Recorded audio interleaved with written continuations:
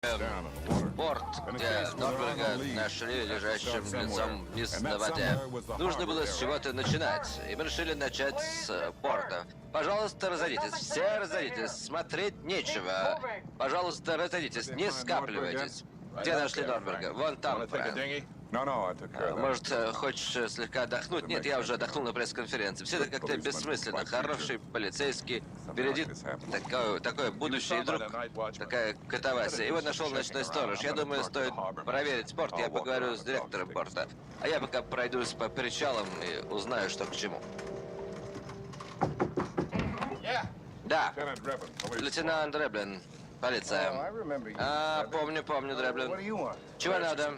Хочу задать пару вопросов. Тебе знакомо это лицо? Не знаю. А у меня с памятью неважнец, да? Может быть, это укрепит твою память? Не знаю, по-прежнему как-то смутно. А теперь, когда вспоминаю, видел эту морду. Зачем тебе нужно знать? Этого тебе сказать не могу. А может, это тебе поможет сказать? Ну, думаю, не стоит брать, да? До сих пор так думаешь? Ну хорошо, его зовут Норберг, он полицейский. Какой не полицейский, он толкал героин. Чего, да, я тебе говорю.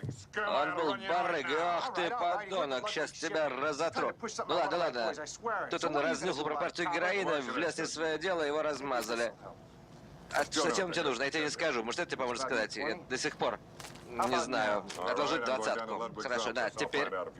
Вот поеду теперь